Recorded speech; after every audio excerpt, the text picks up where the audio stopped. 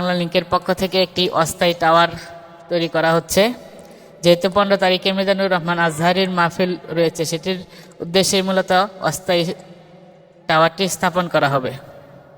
কেননা 15 তারিখে আশা করা যাচ্ছে 15 থেকে 20 লাখ মানুষের সমাগম হবে এই ময়মনসিংহ সার্কিট হাউস মাঠে।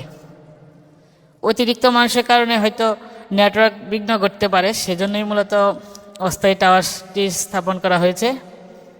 আর ওই পাশে দেখতে পাচ্ছেন যে প্যান্ডেলের কাজ চলতেছে।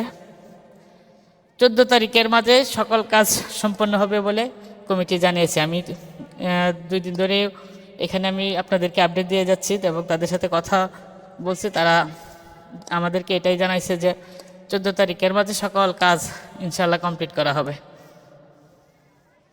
এই যে বাইরা বাংলা লিংকের পক্ষ থেকে আসছে, তাদের সরঞ্জাম নিয়ে আসছে এবং বাকি জিনিসপত্র হয়তো পরে নিয়ে আসবে। দেখতে পাচ্ছেন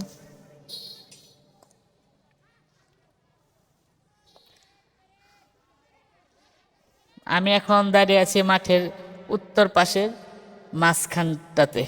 আপনাদেরকে যদি আমি মাঠটা দেখাই, এই যে দেখেন, এই পাশ থেকে শুরু করে পুরা মাঠ খালি থাকতেছে। ওই পাশে একদম লাস্টে প্যান্ডেল করা হয়েছে, আমার ক্যামেরাতে হয়তো আসতেছে না। মাঠটা এক পাশ থেকে তাকালে অন্য পাশ দেখার কোনো সুযোগ নাই। এই হচ্ছে অবস্থা। আমাদের পাশে থাকবেন, আর যদি ভিডিওটা ভালো লাগে তাহলে একটা লাইক কমেন্ট করে দেবেন, যাতে পরবর্তীতে আপডেট পেতে পারেন। আর চ্যানেলটিকে অবশ্যই সাবস্ক্রাইব করে দেবেন। আল্লাহ হাফেজ, ভালো থাকবেন।